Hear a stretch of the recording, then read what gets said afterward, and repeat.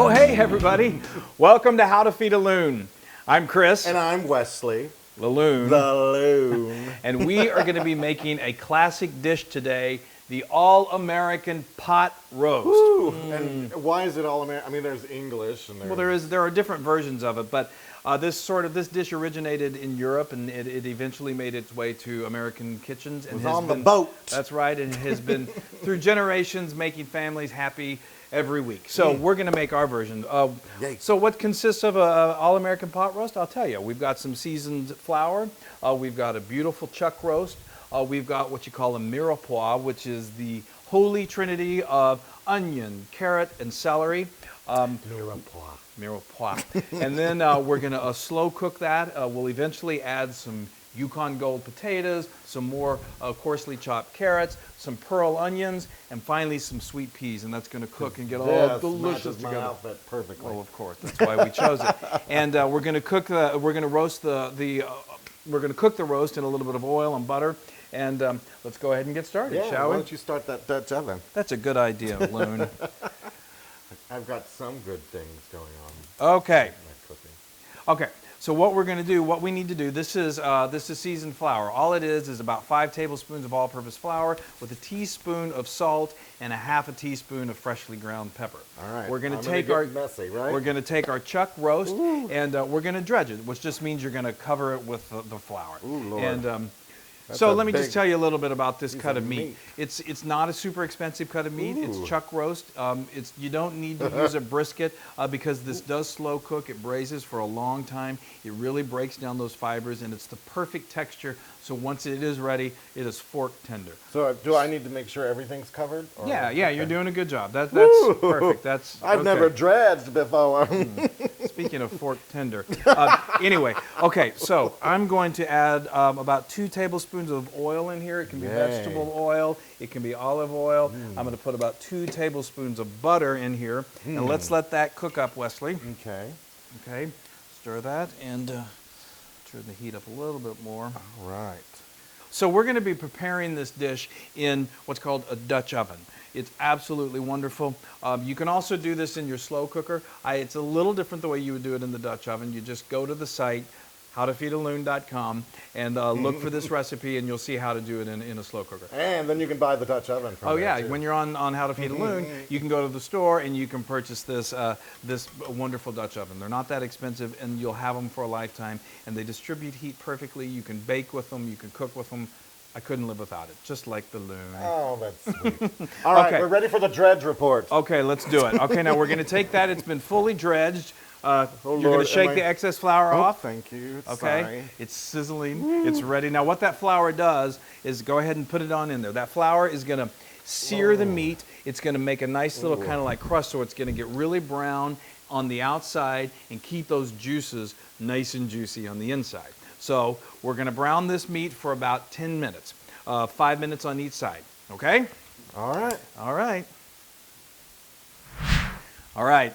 We're ready for the big reveal. Yay. Oh, look at wow. that. Okay, so this roast has been browning now for about 10, 15 minutes. You just want to do this until it's really nice and browned on each side. Look at that. Is that not gorgeous? So good. It really smells good. And that's going to trap in all of those juices. Oh my gosh, that's so amazing. This is where I build the tent? Yes, you want to tent this on the meat. I'm a very good tenter. Yes.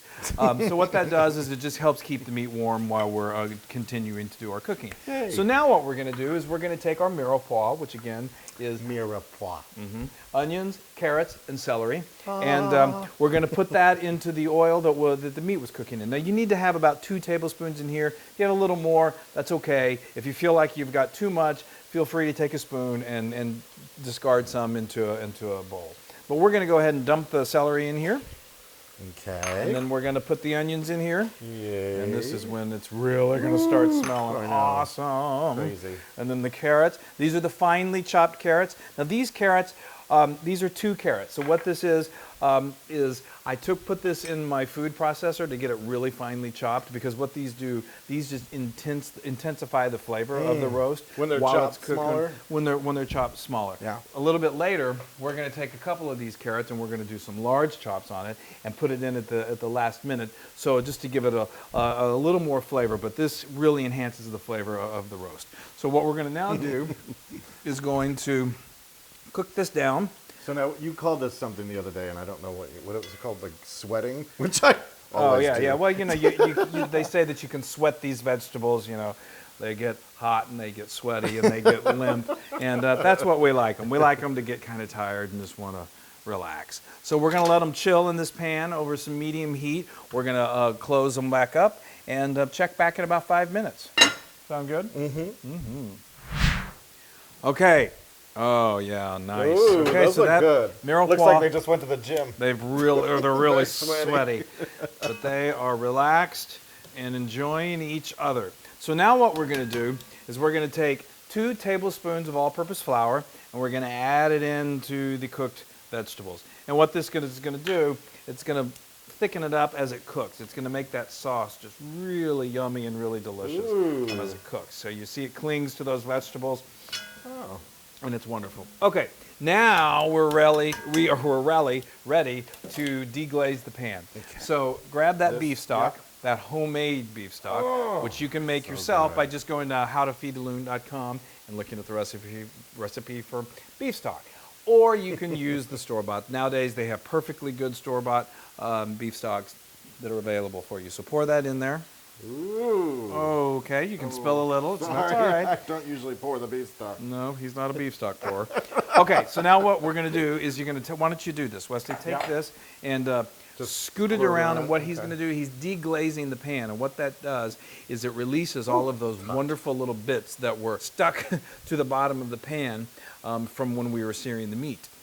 And that's going to bring all of those little nuggets of flavor right into the sauce that are just going to help make this so good as it starts to slowly cook. I am All right. deglazing. Now we're going to crank this up to high, and we're going to wait till this comes to a boil, and then we're going to put the meat in. We're going to turn it off, and we're going to put it in the oven and let it cook for about 3 hours.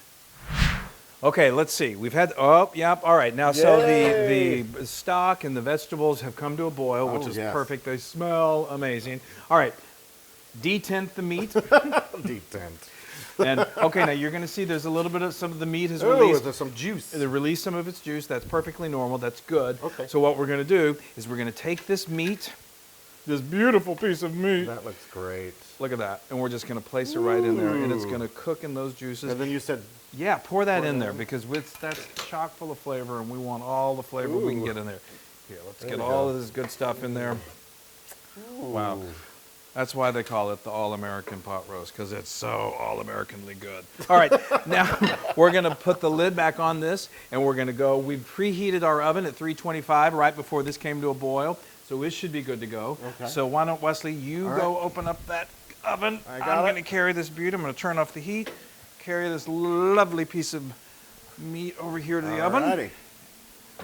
Slide her right in, close her up, and she's going to live in there for about 3 hours and get really good. Can't wait. I'm starving. Okay, it's been 3 The hours. unveiling? Let's do it. All right, let's do this. Oh my gosh, this is going to be so good. All right. Okay, now be very careful, because this Hot. is very hot. All right. Free. Okay, you ready? Come on over here, Loon. Hold. All right.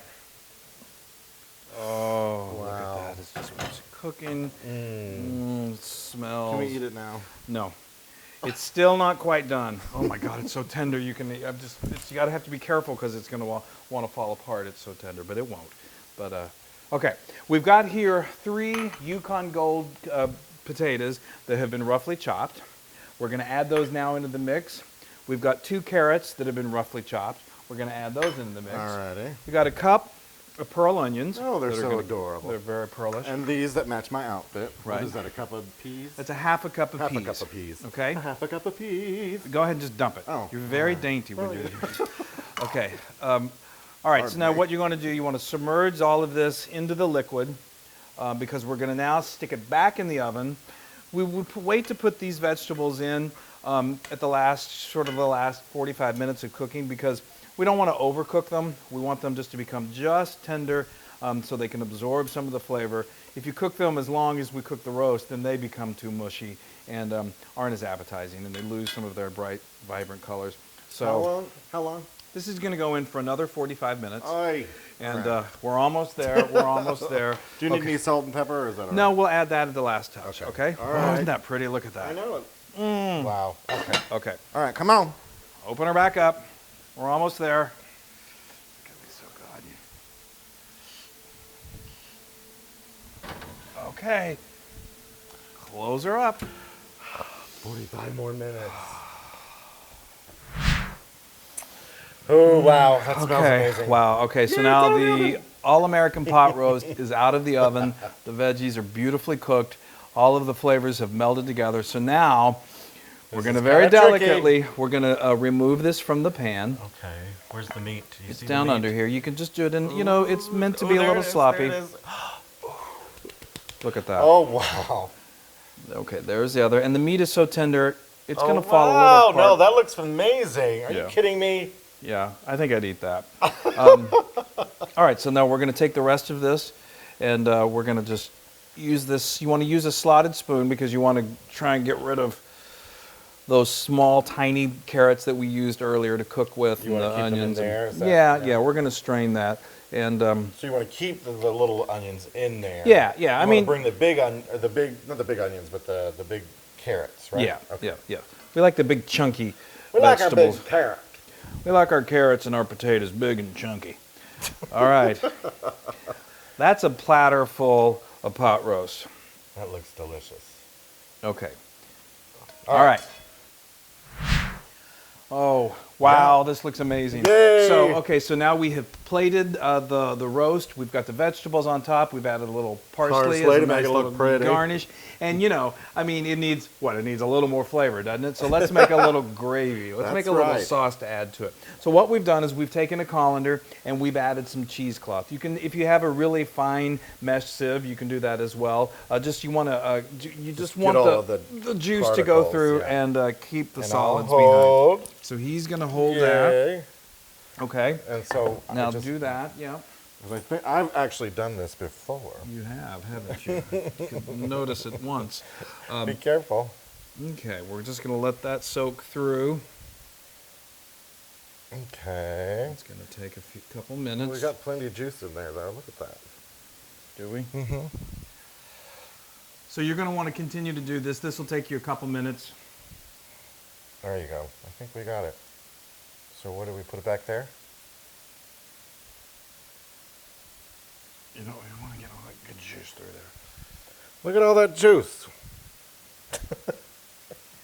We don't want to waste the juice. There you go. All right. Move it or lose it. There we go. Juice. Gold. All right. So take Okay, this. so now discard that. Okay. All right, we're so close. This is Oh, like one left the what shop. I like to call liquid gold. It's just the beautiful juices from that's been cooking in this all day, that's left from this, that's been exuded from this, and now we're gonna cook it on high for about 10 minutes. It's gonna thicken up just a little bit. We're gonna add just a little bit of salt and a little bit of pepper just to give it a little more seasoning. I'd say just a nice pinch, maybe a couple pinches of salt, 1 pinch of black pepper. That's going to cook down a little bit, and then we're going to slice this up, pour it over that meat, and be in heaven. Oh, so this is the sauce that's cooked down. We cooked it down. We brought it to a boil.